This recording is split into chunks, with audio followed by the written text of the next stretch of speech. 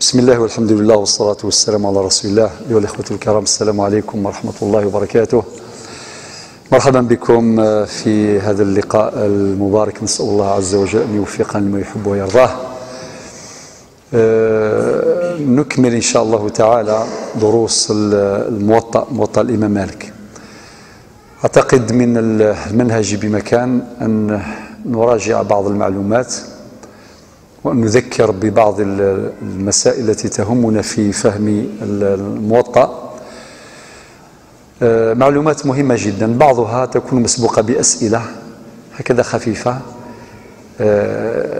لمعرفة مدى تذكرنا لما درسناه، ولكن أذكركم وصلنا إلى الحديث رقم 73، حديث رقم 73 المتعلق بالمسح على الخفين. توقفنا هنا، ولكن قبل أن نكمل إن شاء الله تعالى الأحاديث الأخرى المتعلقة أيضا بالعمل في المسح على الخفين وما بعده من أبواب وفصول، أذكركم وأذكر نفسي ببعض الأمور المهمة جدا في فهم الموطأ وفي فهم المذهب بشكل عام، لأن الموطأ هو الديوان الأكبر للمذهب. ديوان يعني الموطأ من دواوين الإسلام العظمى، يضاف إلى الدواوين الأخرى التي تخدم ميراث النبوة.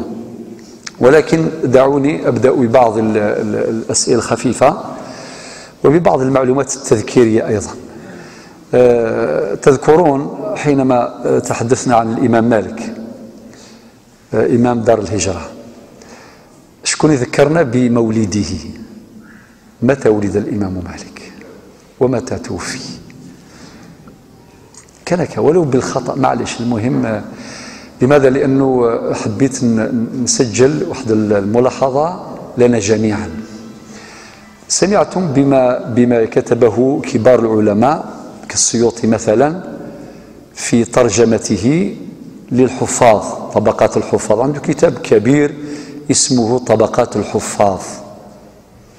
طبقات الحفاظ بدأ من عصر الصحابة، يعني الطبقة الأولى ذكر بعض الصحابة، بدأ في الطبقة الأولى أبو بكر الصديق، الثاني الذي ترجم له عمر بن الخطاب، الثالث عثمان بن عفان بالترتيب، الرابع علي بن أبي طالب، الخامس سعد بن أبي وقاص إلى آخره.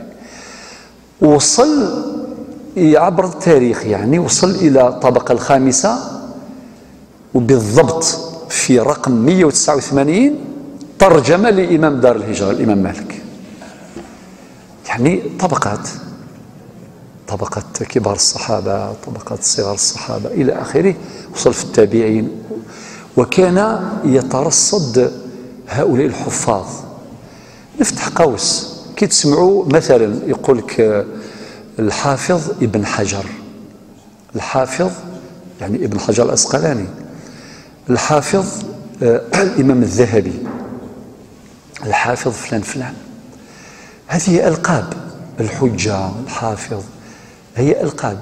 ألقابنا اليوم أخرى، ألقاب البكالوريا، ماستر، ليسونس، هذه الألقاب الآن، دكتوراه وغيرها. الموازين العلمية كانت تراعى جدا زمان، ماشي درك. يروح الآن موريتانيا مثلا، موريتانيا الميزيرية والجوع وكذا، شوف واحد كذا واحد الزاوية من الزوايا تلقون كاع مغابن ما شبعوش الماكلة، مي كي بدا يتكلم في العلوم حفص ومان. فهمت؟ ذرك الآن مانيش في 1438 2016، يعني طفن ذي السرني نتمسني أكني لازيك وعادي، بمعنى أتفض القرآن الكريم يحفظه عن ظهر قلب. كما زمان احنا في المنطقة ولا في الجزائر عموما وين كاين عيب تقول واحد هل تحفظ القرآن، شغل هذه مسألة مفروغ منها. يناقشوك في أمور أخرى، هل تحفظ الموطأ، هل تحفظ سيدي خليل، هل تحفظ ابن عاشر، هل تحفظ ابن المعطي الألفية؟ هل تحفظ تجرمث أجرومية؟ وهذه المحفوظات هي مصادر للمعرفة قوية جدا. أكيد الآن الجديد في الطريقة المعاصرة هي لا ميثودولوجي المنهجية، تقسيمات وكذا، هذه موجودة لا ننكرها، لا تبخس الناس أشياءهم، ولكن كأنني حبيت نوصل رسالة بلا بد من مراجعة فقط، لا بد من مراجعة. الإمام ابن حجر العسقلاني الله يرحمه كيوصل باش يشرب ماء زمزم، هو قرأ عن الإمام الذهبي صاحب الكتاب الشهير سير أعلام النبلاء، كتاب لا يمكن الاستغناء عنه تماما. الإمام الذهبي توسن بذاكرته القوية، بحافظته، يحفظ كثير ويترجم لخدام الشريعة لخدام الدين بشكل بدقائق الأمور. لو كان ساقي ولا سينفكيد كان ترجمة ذاك جدي شاف جدي شوايض أبيبريكان، لأنه هذا حتى علم النسب، هذا العلم الأنساب راه نقص. كون واحد تقول له أعطيني الشجرة تاعك يقول لك بابا يما جيدة جدي حفظ دين باش هذه تفرع على ساوني تفرع. طبعا حبيت نقول لك تنبيه باللي اتصل الامور تروحونت بالنسبه لنا عادي ما صرا والو، لكن هو خلل في الحقيقه، وسيظل هذا الخلل مرافقا لنا اذا لم نراجع انفسنا. ابن حجر العسقلاني يسعى درجه اسمه الحافظ ابن حجر العسقلاني صاحب الكتاب المشهور بلوغ المرام من أدلة الأحكام، وهو من أعظم الكتب الجامعة لأحاديث الأحكام. ابن حجر العسقلاني كيقرأ عن الإمام الذهبي صاحب سير أعلام النبلاء يعجبيه، عنده ذاكرة قوية وحافظة إلى آخره، وكيشرب ماء زمزم في المسجد الحرام ويقرأ حديث النبي عليه الصلاة والسلام ماء زمزم لما شرب له. كل واحد واش يستغلوا، كان يستغل يقول لا ربي كي نشرب ماء زمزم ربي يشفيني يا ربي يعطينا. هو قال أسأل الله أن يرزقني بذاكرة كذاكرة الإمام الذهبي.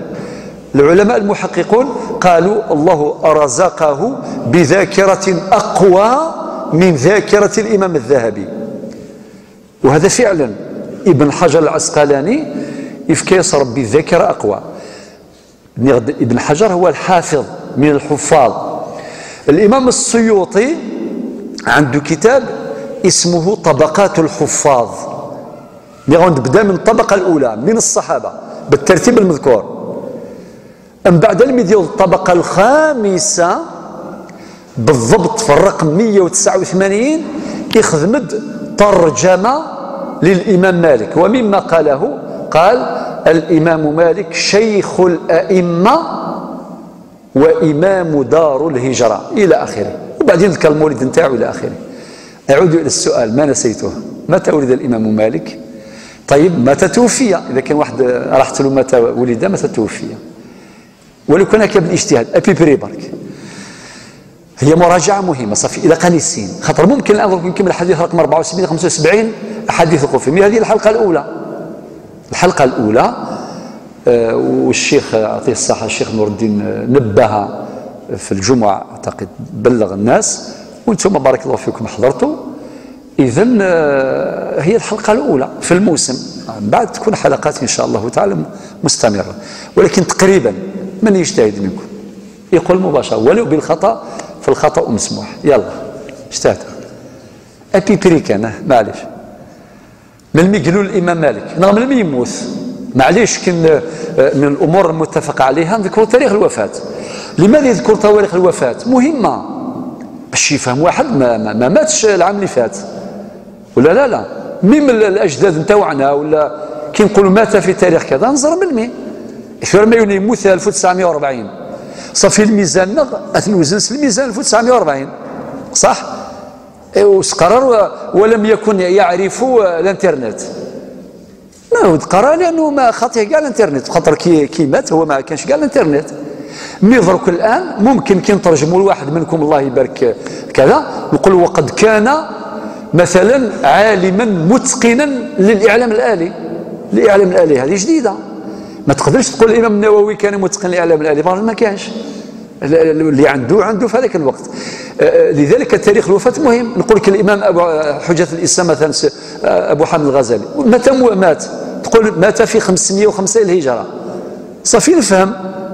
الغزالي نتاع درك والغزالي محمد الغزالي لا، الغزالي مات بعد 96.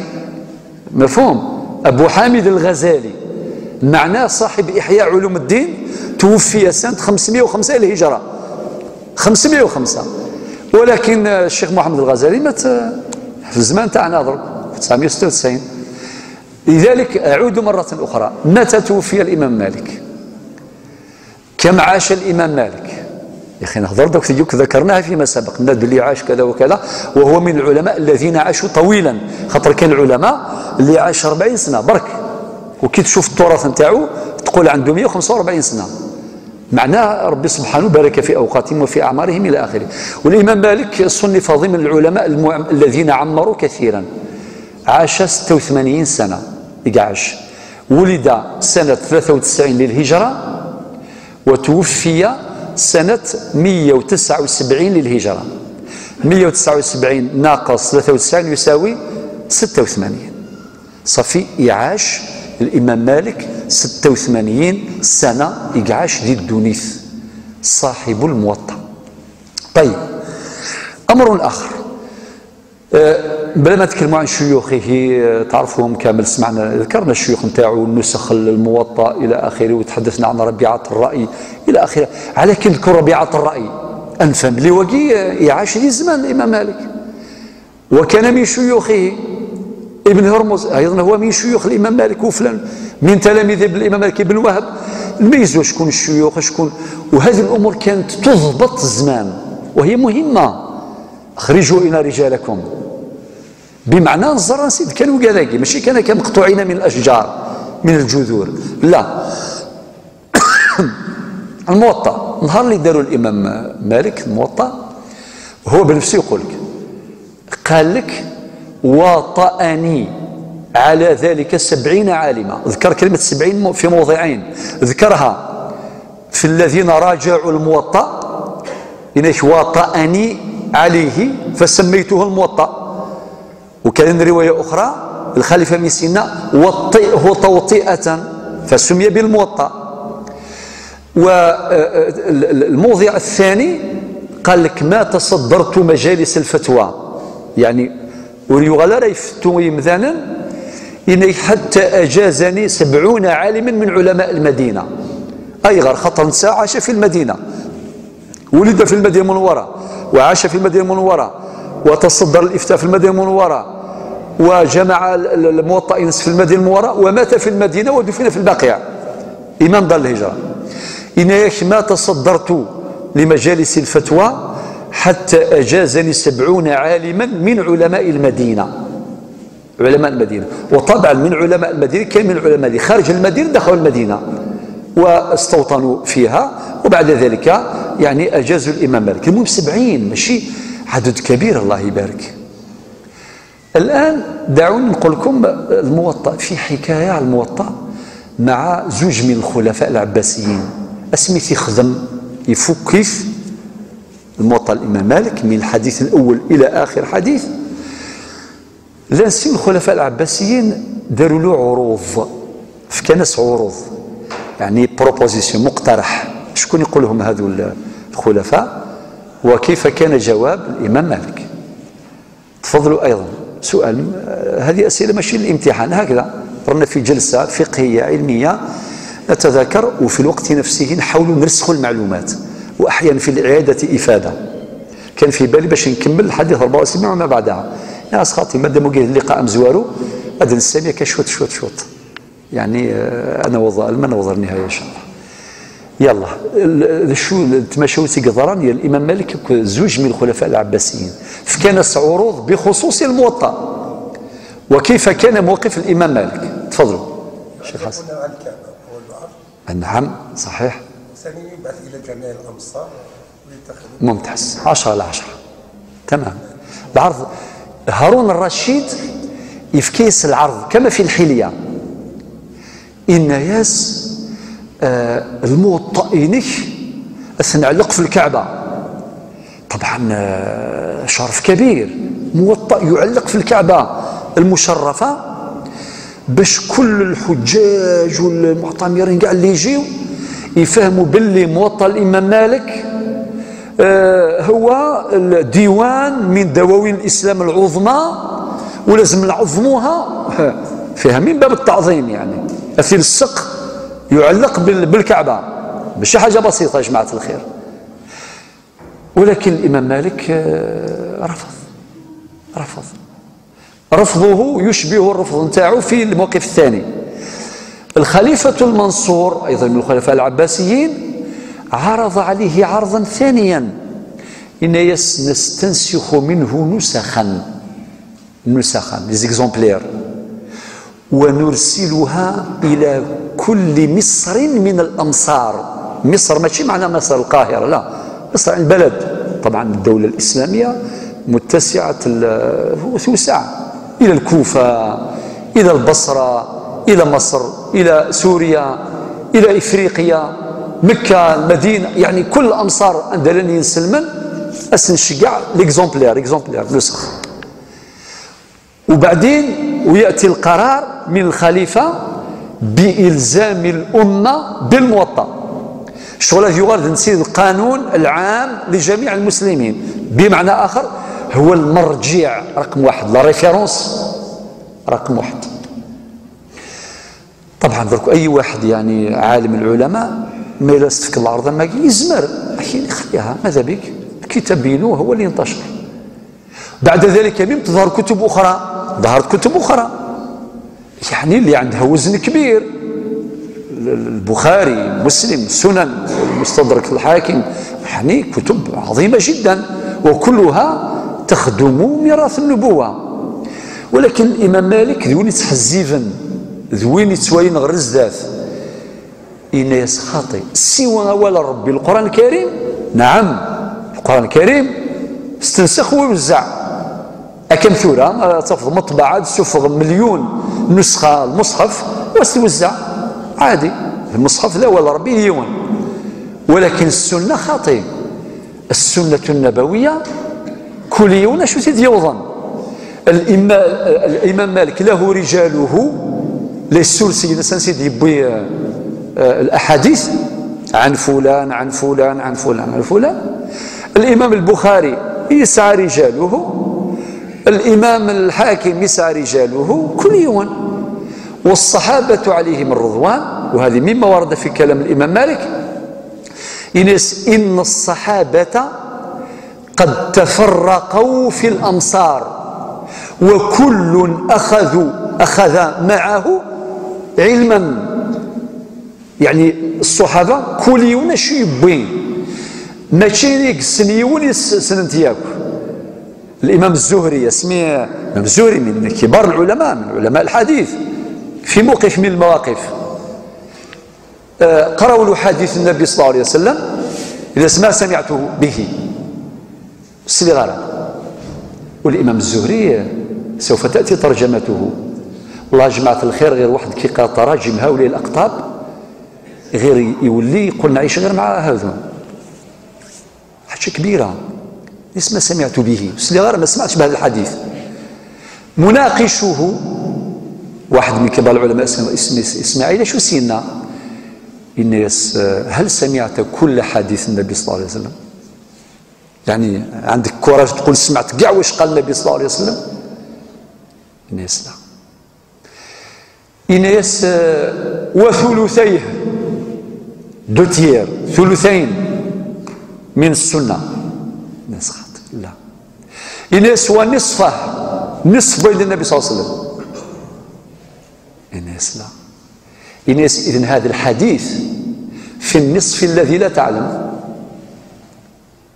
يا خير ما إلا لأن مثلا 500,000 حديث كشيني صد 250,000 الحديث هي ذي النص نور السين ضارك شيني السلام عادي.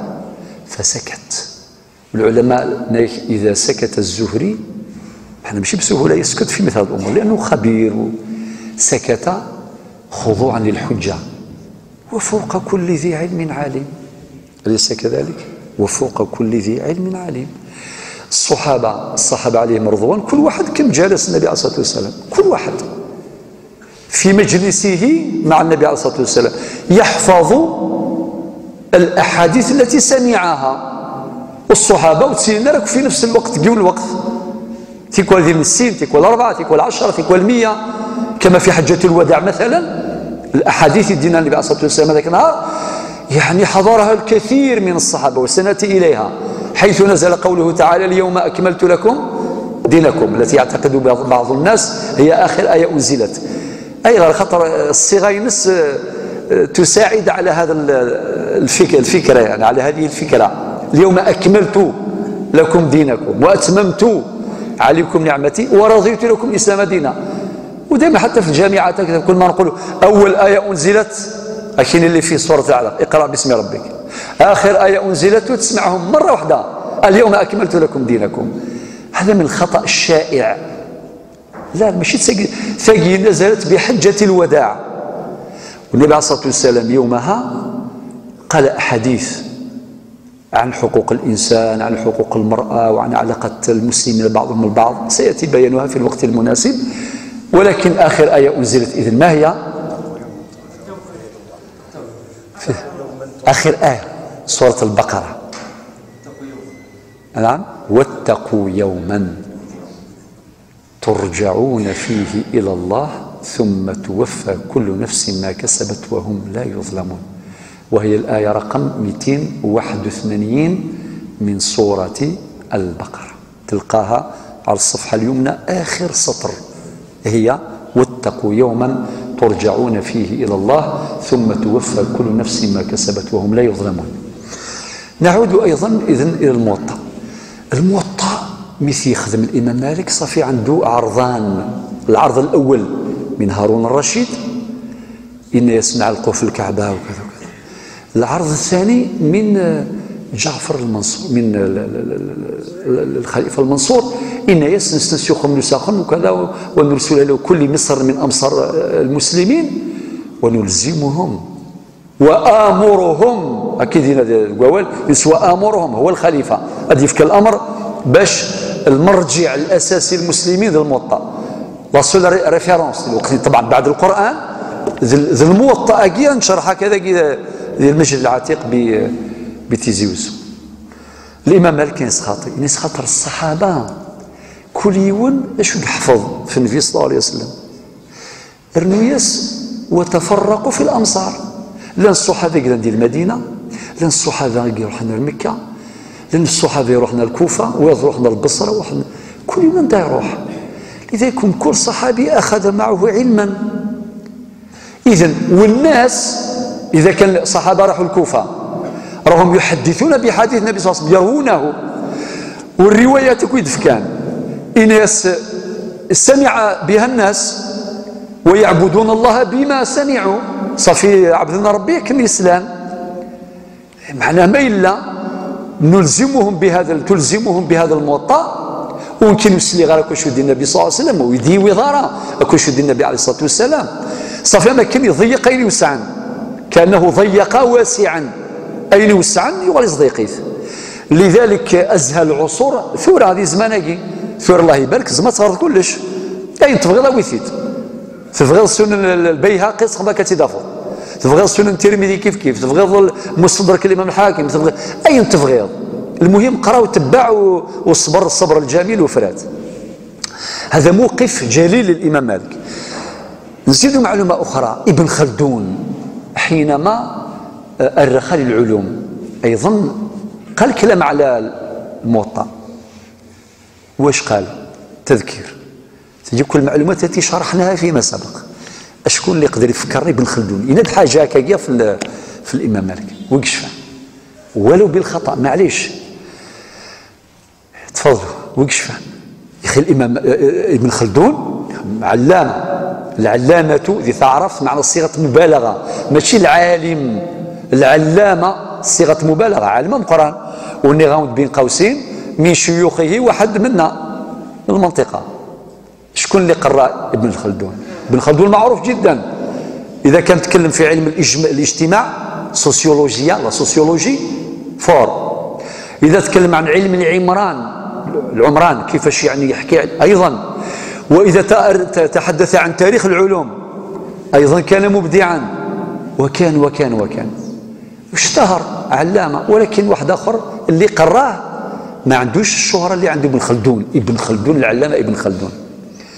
سيدي أحمد بودريس صرخ مكر بوزقان روح ساكن الإيلولا قبل تصور سيدي عبد الرحمن في ظلمض أتصفض ثم عمرت سيدي أحمد بودريس. واجي سيدي أحمد بن دريس هو من شيوخ ابن خلدون، نتسع parmi les promoteurs، يعني يصافي ما لا باس. وني غادي نقولوا اسمها تشفى مجمعة الخير إلا كان غير شطحان السين وقاذنا خاطر موت السين راه هذا غروح لنا من غرف لسن غروح شفى ميون واسي بدنا نهضر في جدي من قلات يا اخي السما شدنا في اللاس روح ثورة روح ذوروك ديال الحمام سنوك جدي من قلات كي قال خاطر جدي من قلات مين كاسين غير شويه ثور كازاكي ترجمه سطر خدميت كان هكا سطر سيت سفاره الا من رحم ربي، الا من كان مهتم يشمث وغفل. أكين يجدي من كلات هو الشيخ عيسى بن مسعود المنقلاتي حافظ الموطأ جاك يحفظيث كومبلي. لو كان سقد داوض وين تفغيض الا من رحم ربي دي خاطر دايما للخير. صدفت 20 سنه حفظي 20 سنه قيمة القخام حفظي كان موطأ يحفظيث كاملا، ويقال كان يحفظه بالفاصله وبالنقطه. اسمي كان سيدي خليل المختصر الفقهي 3 شهور ونص ذيك اكثر من 200 ألف مسألة فقهية. المختصر الفقهي اكثر من 200 ألف، اكثر هو اكثر بيقين بكثير يعني، ولكن فكرة الرقم الذي انا متيقن منه اكثر من 200 ألف مسألة فقهية ذي المختصر الفقهي. ومقارن سيدي خليل للشيخ خليل يحفظيت الشيخ عيسى بن مسعود المنقلاتي 3 شهور ونصف. إذن صافي جدير ونغاوند أول من شرح صحيح مسلم ذا جزائري ذي المدينة المنورة، ونهضر 12 عالم من علماء المنطقة الجزائر اللي كانوا عندهم دور كبير في النهضة الفقهية بالحجاز وبالضبط في المدينة المنورة. ولكن اثناء رحم ربي روحا ولاش إلا في بطون كتب، خاطر بطون كتب تحفظ يعني أدوالغ. ابن خلدون ماذا قال عن الموطأ؟ قال كلاما مهما في مقدمته الشهيرة. روحوا الجزء الثالث طبعا في الطبعة التي أملك، خاطر ما كنت في هذا المرجع معني في الطبعة التي أملك ليس كذلك، خاطر ممكن نقول في القرآن الكريم فمن تعجل في يومين فلا إثم عليه ومن تأخر فلا إثم عليه. وين جاية هذه الآية؟ مثلا في سورة البقرة شنو في كذا رقمين. لو كان نقول لك مثلا رقمها 203 ممكن تشد المصحف تلقاها 201 صح؟ ايه انا قلت لك 203 على حساب ورش دي حفصة 201 هذا 201 صحيحة 203 صحيحة. افتح الآن لو كان تفتحوا 2 مصاحف واحد نديروا امتحان صغير مثلا، والله ما كان في بال باش يقول هالكلام هكذا يعني جابوا الحديث معنى حتى في الترقيم. موضوع الترقيم أشرنا إليه في يوم من الأيام أيضا باش ما نقلعوش، ولكن هي في صوت ذلك يقولوا وما أدراك في الكتب نقول لك طبعة كذا الكتاب الذي أشرت إليه روح الصفحة 940. ولكن ميم لو كان تشوف طبعة أخرى تلقاها غير ثم الدور 930 950 شغل لامارج راهي هنا كيفاش يسموها بالفرنسي لا توليرونس، يعني هنا الأمر مسموح. ولكن في الطبعة التي بين يدي ابن خلدون المقدمة الجزء الثالث الصفحة 940 تجد هذا الكلام اللي نقول لك الآن. واش يقول؟ كان يتحدث عن المدارس اللي خدمت والعلماء اللي خدموا السنة، وتكلم عن الكوفيين وعن البصريين، تكلم عليهم، ووصل إلى الحجازيين. علماء الحجاز واش قال؟ قال لك الطريقة الحجازية يعني عندها مستوى عالي في السند، أعلى في الأسانيد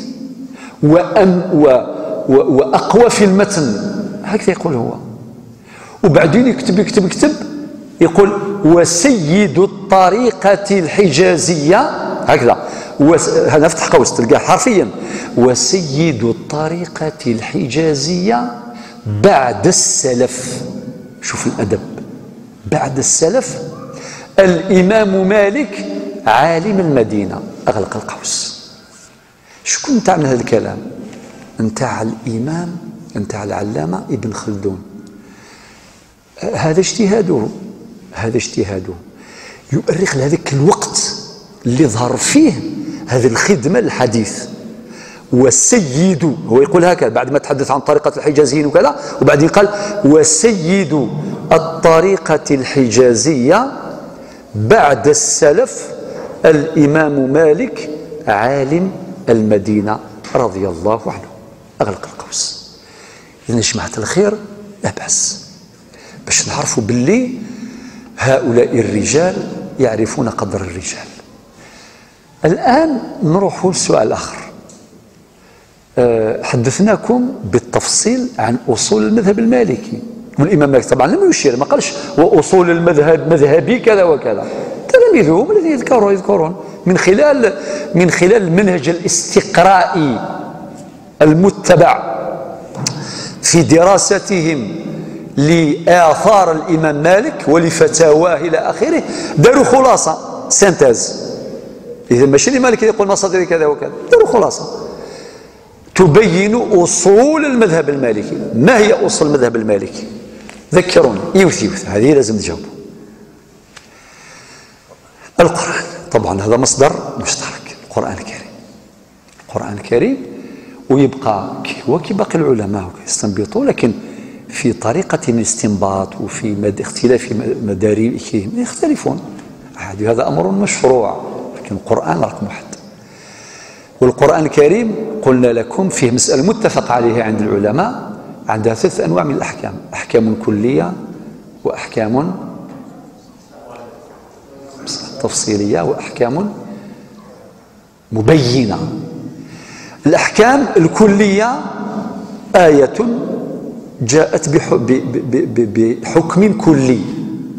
ربي قال إن الله يأمر بالعدل والإحسان، هذه في سورة النحل الآية رقم 90.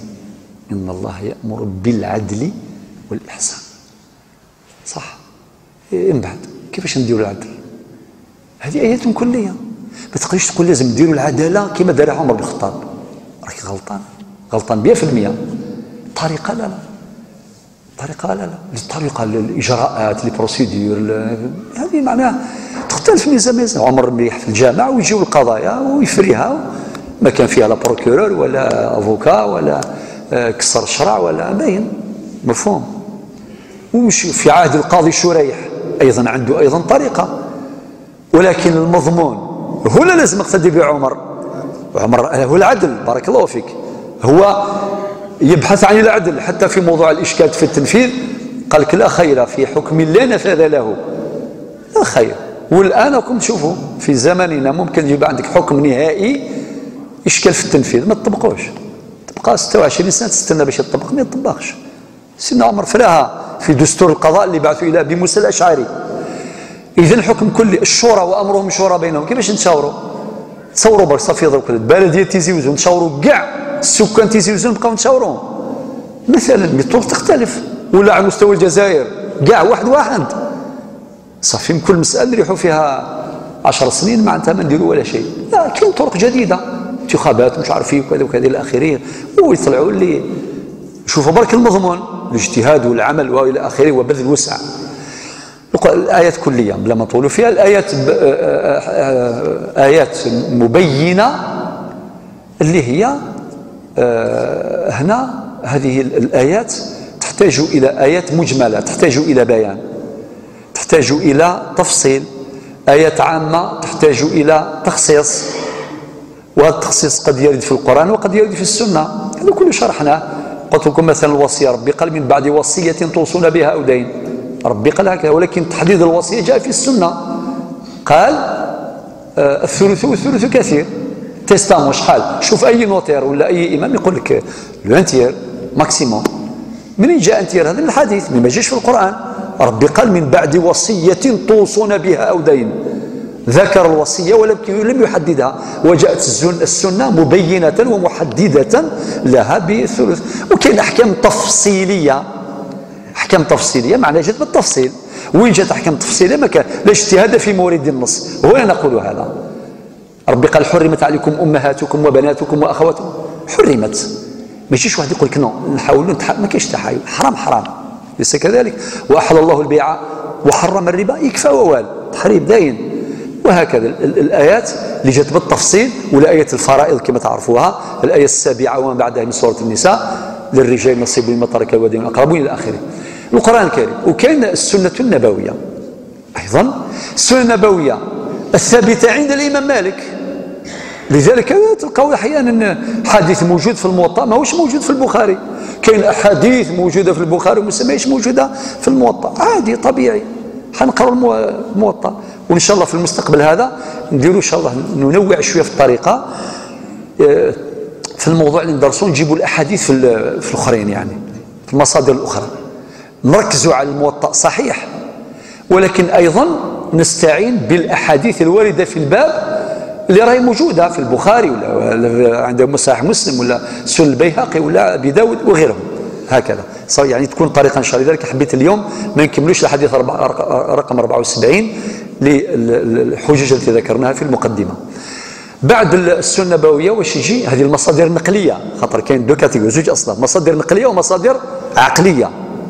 المصادر النقلية يعني من نقل صافي، كاين القرآن الكريم، كاين السنة النبوية، كاين عمل أهل المدينة وكي خاص ما نلقاوش عند الآخرين. عمل أهل المدينة هنا إشكال. واحد يقول لك على أخويا واش أهل المدينة؟ واش ولدي المدينة ماشي المدينة الجديدة، ماشي نوفيل، المدينة النبوية، المدينة المنورة، طبعا مع احترامي للمدينة الجديدة وأهلها. المدينة المنورة هي مهبط الوحي. الوحي نزل في المدينة كما نزل في مكة، صح؟ والصحابة عاشوا ثم وعاشوا مع النبي صلى الله عليه وسلم ويتعلمون منه ويسمعون منه. تعرفون هذا الشيء كله. يلا، ولكن وإذا أهل المدينة اللي عاش معهم النبي صلى الله عليه وسلم عندهم أهلية باش ينقلوا عنه السنة القولية، السنة العملية. مثل هذا الموطأ، رأيت رسول الله صلى الله عليه وسلم، تذكرون؟ رأيت، رأينا، نولاث أمشي خدام كيفاش توضأ، كما في حديث عثمان أسيدي يحطوا من الجهة اليمنى والجهة اليسرى لديتايه تفاصيل. أنت تحكون الصحابة وتأتي في الموطأ بتفاصيلها بالتفاصيل. إذن سنة قولية وسنة فعلية عملية وسنة تقريرية. أهل المدينة يعني يروون ما رأوا وما سمعوا من النبي عليه الصلاة والسلام. لذلك الإمام مالك حينما أرسل رسالته إلى الليث بن سعد قال له واحد العبارة افتح القوس، قالوا إن الناس تبع لأهل المدينة. رسالة مهمة، رسالة يشجعت الإمام مالك الإمام الليث بن سعد. سنقرأها إن شاء الله في الوقت المناسب. من ضمن ما ورد فيها إن الناس تبع لأهل المدينة. لذلك كاين فتاوى اللي مرجعها إلى عمل أهل المدينة باش نعرفوا خصائص المذهب. وطبعا من تدرس في المذهب المالكي كل المذهب عنده قدره وعنده قيمته، وهذا في كل مرة نذكر به بلا تعصب ولا إقصاء ولا شيء. كنا ماذا بيك حنا نتمناو باش نعرفوا كاع التراث نتاع النبي صلى الله عليه وسلم، الذين كتبوا عنه والذين أرخوا والذين حققوا والذين، إلى أن نغادر هذه الدنيا. إن الناس تبع لأهل المدينة. وطبعا هذا كله بيناه بالتفصيل فيما سبق، وذكر نماذج من الفتاوى المبنية على هذا الأصل اللي هو الأصل الثالث، عمل أهل المدينة. وكاين المصدر النقلي الرابع اللي هو الإجماع. والإجماع هذا نقلي ما اتفق عليه مجتهدو الأمة، ولكن في عصر من العصور بعد وفاة النبي صلى الله عليه وسلم. هذا قيد معتبر بعد وفاته، خاطر كل إجماع وقع في عهد النبي صلى الله عليه وسلم ما خلاص المرجع ترجع للسنة. النبي صلى الله عليه وسلم كان سنة تقريرية، أي واحد دار عمل والنبي عليه الصلاة والسلام وافق عليه إما قولا أو فعلا أو بسكوته أو ببسمته، حتى كي يبتسم كما حصل مع عمرو بن العاص رضي الله عنه، كي قال له يا رسول الله، قال الله تعالى لا تلقوا بأيديكم لا تقتلوا أنفسكم إن الله كان بكم رحيما، حينما صلى بالجيش بالتيمم وهو كان على جنابه. تعرفوا القصة وقد حكيناها. بعد يبر الخبر ثم شوفوا ترونسبارونس والله العظيم نصبح ضرب يزمر واحد يصلي بالناس بالتيمم ما على باله حتى واحد، هو على باله. شوف واحد الأمور عجيبة جدا، لذلك لابد أن نقرأ لهؤلاء، والله غير لابد. علاش؟ باش نحسنوا حياتنا حنا باش نسقي مما ديجا ناخذ منهم. ثم انت سنقول شكون بلغ عمرو بن العاص؟ بعد مادام الصلاه صحيحه يعني، ولكن هذه فيها مقاصد جليله جدا. وقال له النبي صلى الله عليه وسلم، قالوا يا رسول الله، قال الله تعالى لا تقتلوا انفسكم الله كان بكم رحيما، يعني من يسمى ظن لم يدوش وكذا وكذا تيمم ما وصلت لهم. فابتسم النبي صلى الله عليه وسلم بسمته في هذا، لانه النبي صلى الله عليه وسلم لا يسكت على باطل، النبي عليه الصلاه والسلام لا يسكت على باطل، فالسكوت في موضع البيان بيان. هذه القاعده اعتمدها العلماء في مناقشتهم للشافعي في موضوع الاجماع السكوتي. ما اللي قالوا الامام الشافعي ما كانش الاجماع السكوتي، لازم الاجماع الصريح. من بعد قال لهم لا ينسب لساكت قول. واحد اللي سكت علاش تقول له قال؟ هو ما قالش. ثم ردوا عليه قال السكوت في موضع البيان بيان. نقول كان النيفو كيفاش يختلفوا من الخلاف. لذلك المدارس الفقهيه كي نقال لهم وكذا، حتى الملكه الفقهيه تكبر. تحبوا نعطيكم مثال عملي تطبيقي وسوف ندرسه في درس من الدروس. نقول لكم مثلا واحد صلى العشاء في الدار، بعد وصل لهنا لقينا مازال ما صليناش، هل يجوز باش يعاود الصلاة معنا؟ صلاها وحده في الدار، صلاها في الصالون وحده. الشيخ نور الدين مازال ما صلاش يعني معنا، هو دخل لقينا ما صليناش، هل يجوز باش يصلي يعاود الصلاة معنا صلاة العشاء جماعة؟ يجوز؟ يا أخي يجوز. نقول كيما لا يستحب، باش تفريها سؤال يستحب. فرضنا ذاك الانسان صلى العشاء معنا، صافي صلاه وحده في الدار وصلاه وحده جماعه معنا، هذيك الصلاه كيفاش تعتبرها؟ الثانيه هل هي فرض ولا واش تكون؟ تصور الفقهاء يقولوا نافله، الاخ يقول نافله، يعني الصلاه الثانيه اللي صلاها جماعه نافله. زيدوا فرض، خاطر صلاه فرض، الشيخ صلى الفرض صافي، اذن هو صلى الفرض معاه. فرض ثاني، فرض ثاني. رأي ثالث، الأولى اللي صلاها في الدار نافلة، واللي صلاها مع الشيخ جماعة تولي فرض. صحيح. زيدوا اجتهدوا، رنو سيد حاجة لنا ذي النافلة تعتبرها نافلة. زيدوا كاين حاجة أخرى، إيه الأجر زيادة، إيه ذي النافلة دائما.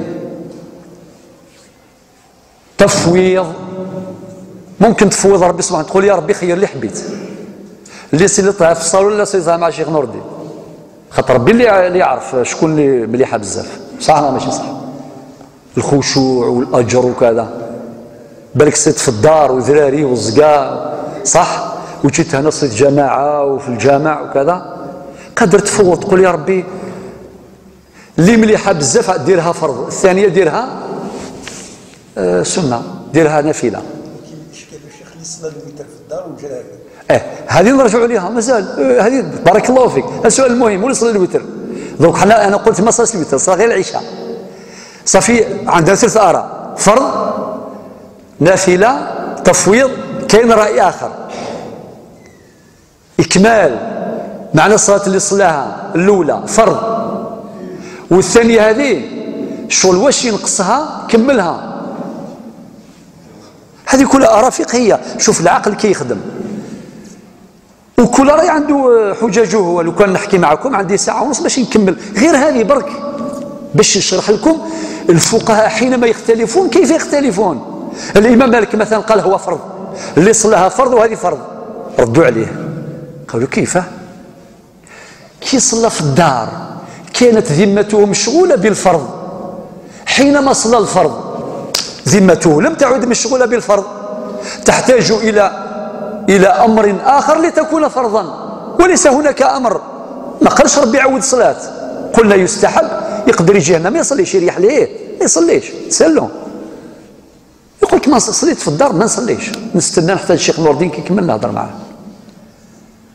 إذن عارضوا الإمام مالك، الإمام مالك اللي هو صاحب المذهب، وكان اللي قال نافلة، نفل.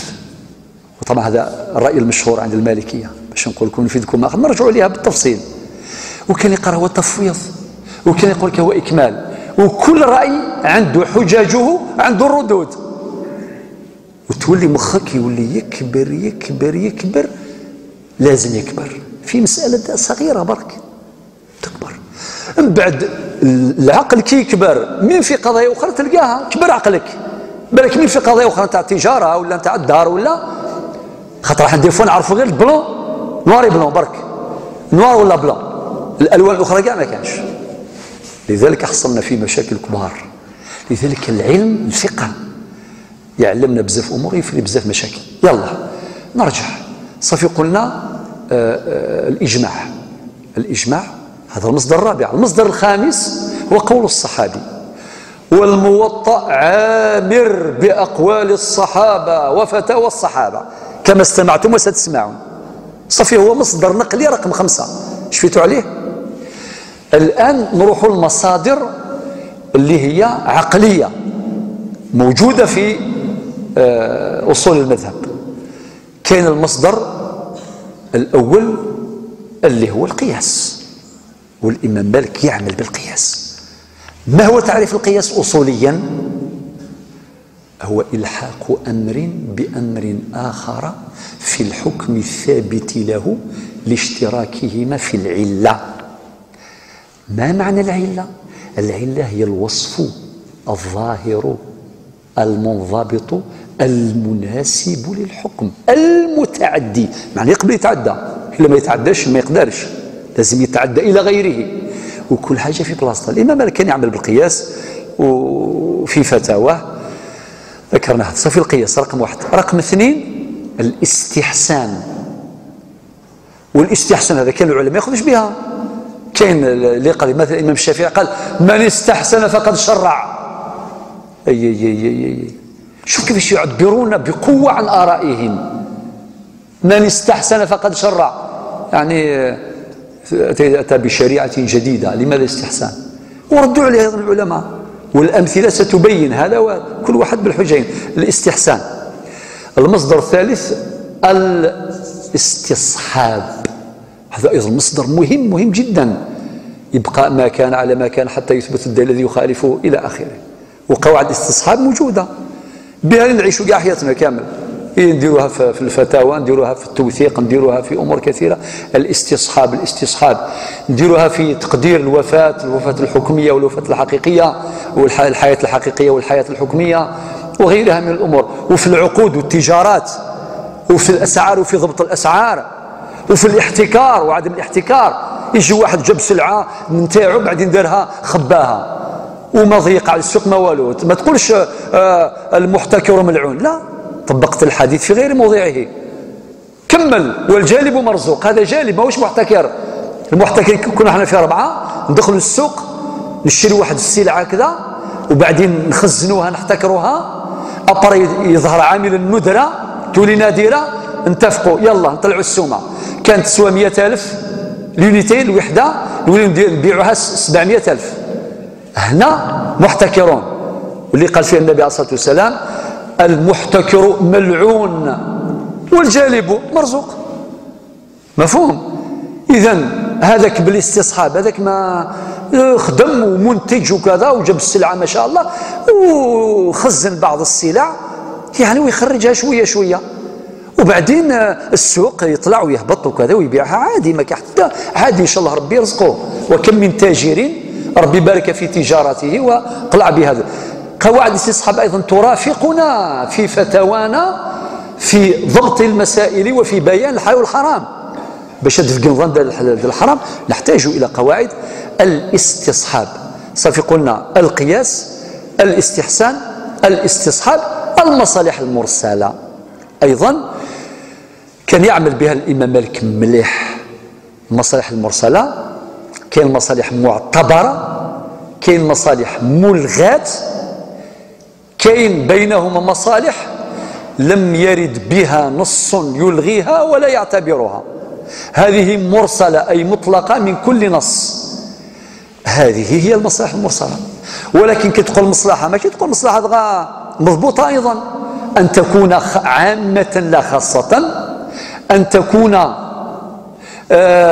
دائمه لا عرضيه آنية، ان تكون الشرط الثالث حقيقيه لا متوهمه، لا متوهمه كما توهم اليهود كي قالوا انما البيع مثل الربا، هكذا قالوا مثله كيف واش فيها يعني كي البيع كي الربا. يجي واحد يقول لك سلف لي 100 مليون، تقول له نسلفك 100 مليون لو طو دانتيري 5% عادي، ولا تبيع له بزياده، شريت حاجه ب 100,000 تبيعها 120,000 وما ين الاشكال. لذلك انما البيع مثل الربا. ربي قال وأحل الله البيع وحرم الربا. البيع والشراء حلال ولكن الربا حرام، ليس كذلك. باش نساوموا السلعه في السوق يجوز، ولكن باش نتفاهموا حنا في 4 دخلنا السوق، الشيخ حسن بغى يبيع حاجه حنا ما نشريوهاش، واش نديروا؟ نطلعوا في السومه طوموبيل تسوى 60 مليون حنا نطلعوها، يجي واحد من يقول يا نعطيو لك 70 مليون، هو يقول ايه راكم بعد حنا ما نشريو ما والو هذا حبيبنا. يجي واحد يقول لك خليها 85 ما، وبعدين كل واحد منكم كي تشوفونا هكذا نديروا هذا التناجش هذا نحميو السوق حتى توصل 100 مليون ويجي واحد منكم يشريها. هذا بيع، هذا بيع. مي حنا ما جيناش نشريو اصلا، هذا حبيبنا حبينا نطلعوا السومه تاع الطوموبيل تاعو نساوموه بلا ما نشريو، ما عندناش نيه الشراء. شوف النيه برك تبدل، لو كان عندنا نيه الشراء يجوز هو خويا السلعه نتاعو بغى يبيعها 100 مليون ما كاينش مشكله، ولكن باش نديروا هكا باش نغلطوكم انتوما هذا لا يجوز. شوف الفرق بين الحلال والحرام. لذلك الله يرحمك يا عمر بن الخطاب اللي قال من لا يعرف فقهنا لا يدخل اسواقنا. ونون السينار الفقه وديك شمال السوق النخ يا اخي الطوموبيل يزوقها لك الله وتشريها انت في طريق برك قبل ما توصل الدار ديجا اون بان، يقول لك بعد كم بعد علاش ما تجيبش زيكسبير؟ صافي كي تروح تشري لازم اكسبير طولي اكسبير ميكانيك ديهم كاع. وميم هكذا كاين زيكسبير اخرين عندهم النيفو واحد اخر في الغش. لذلك النبي عليه الصلاه والسلام في روايات الحديث كان يقول من غشنا فليس منا. كاين روايه اخرى تقول من غش فليس مني، تبرأ منه. من غشنا فليس مني، هذه كاع روايه. وفي روايه تقول من غش، ما قالش من غشنا، خاطر ممكن تفهم غير حنا المسلمين معناه يجوز باش تغش الاخرين، لا من غش مين يكون الناس ماشي مسلمين لا يجوز الغش، إذن الغش كله ممنوع. لذلك يكون الصفا وكيكون الغلطة عادي، والخطأ نغلطوه كاع. معنى رفع، الحديث يقول النبي عليه الصلاة والسلام رفع عن أمتي الخطأ، في رواية إن الله تجاوز لي عن أمتي الخطأ والنسيان وما استكرهوا عليه. يجي واحد يقول لك طومبيل هذه برومييرمون ولا دوزيامون، تقول دوزيامون هي سانكيامون، نسيت نسيانا، معليش مسموح. ولا درت 4 لي زاكسيدا، انت قلت دارت 2 اكسيدات نسيانا، ماشي اكسبري. ماشي واحد يدير الكونتور مشات 300,000 كيلومتر هو يديرها غير 15 ميل، يقول لك كانت شركه ومولاها خلاها في الكراج، وكنتوا تعرفوا كاع واش يصرى. لذلك القواعد هذه ماشي نقولها برك هكذا باش نزهاو بها ولا للطرف الفكري، لا، لنستدعيها في حياتنا الاجتماعيه الاقتصاديه، أليس كذلك؟ مفهوم يا جماعة الخير؟ هذا الأسبوع جاتني قضايا كثيرة لو كان الناس تعرف الشريعة والله ما تجي. قضية نكران النسب عادي تماما. أدوبسيون، يقول لك أنا أدوبتي فلان وكذا إلى آخره، وراه في ليفري فامي صافي لازم يدي. قلت له ما يديش، ما يديش، قال لك يدي، شفنا لي زافوكا قال لك يدي. يا ودي والله ما يدي، تحب شرع ربي ولا واش حبيت؟ يقول لك المهم في الفيرد فامي موجود، مي هذا دوبتي وسبحان الله عنده 5 بنات وما عندوش دراري، صافي كي جاب طفل وعنده خوه شقيق يحرموا على طول. خوه شقيق ما يدي والو، بوركوا خاطر كاين الابن يحجب الاخ، والبنات هذوك فايقين 2 منهم. قال لك حنايا نديو، مي هذا ماشي خونا، كاين عمنا خو بابانا هو لازم يدي، وهذا قالوا لا انا ندي خير من، وصارت كارثه.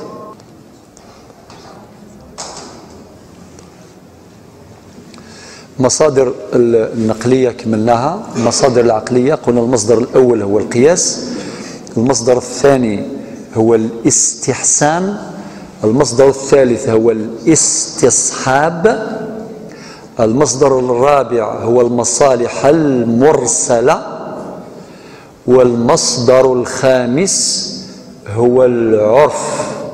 وقد كان الإمام مالك كما ذكرنا وسنذكر في مستقبل الأيام أنه كان يعتمد كثيرا على العرف، فالمعروف عرفا كالمشروط شرطا، والعادة محكمة. والعرف هو ما تعارف عليه الناس واستقامت عليه أمورهم من قول أو عمل. المصدر السادس سد الذرائع. سد الذرائع كان يعتمد عليها بزاف الإمام مالك، كما يقول الإمام الشاطبي عنه يعتمد عليها بزاف. سد الذرائع أعطيكم مثال، هي يعني منع الوسيلة المباحة المؤدية إلى أمر محظور أو ممنوع حرام. نقول لك مثلا، هل يجوز بيع العنب؟ طبعا يجوز، شفت أصحاب الله يبارك مغلية والدلس وكاع المنطقة، الله يخير ربي، يجوز بيع العنب. سؤال، هل يجوز بيع العنب لمن تعرف أنه يعصر خمرا في خدمة الشراب؟ كرمكم الله، هو هذا خدمته، يجي يقول لك السؤال جاني مؤخرا برك صدقوني، غير قال لك بثمن مغري، قال لك هذا انا عارفه باللي يديروا خمر شراب. لا يجوز، عملا بسد الذرائع. سد الذرائع، اغلق الباب اللي توصل الحرام، ما تشجعوش. وربي يقول وتعاونوا على البر والتقوى ولا تعاونوا على الاثم والعدوان. صافي دير معها ريزو وشبكه وانت تنتج العنب، هو يصنع الخمر يدخل من شراب يصنع. ما اذا البيع في حد ذاته يجوز، ولكن ما يزرع في الزنزيوين في خدمه الشياكي ما يزرع، ما يحصى يزرع خاطئ. اذا كان يعلم لا يكلف الله نفسا الا وسعها، لا يعلم الغيب الا الله. هل يجوز واحد يحفر بير؟ نقول طبعا، تحفر بير مبروك عليك بارك الله فيك، تحفر البير او صدقه جاريه او يا اخي ذا، تحفر بير بلا ما ديروا الصور في مكان كاين فيه الغاشي، لا حبس، ديروا بير من بعد كل صباح تلقى 3 4 دخل ماتوا، اللي يمشي يطيح الاخر. لا، يعني هما ذكروا هذه الأمثلة، وكان أمثلة أخرى الآن بالوقت مشى باش نحكيو عن العقود الآن المستوى الدولي والتجارة والاستثمارات ماشي معناتها هذه أمثلة ذكرها الفقهاء الزمان أخذا في الاعتبار واقعهم الاقتصادي الاجتماعي، ولكن القواعد هي نستدعيها ونحضرها ونطبقها ونتمثلها في واقعنا في الحالات المعروضة علينا في نوازلنا، كما قال العلماء عبارة حلوة ما يسمى بفقه الحالة، بركة فقه الحالة، هذه الحالة استدعي هذا النص وهكذا.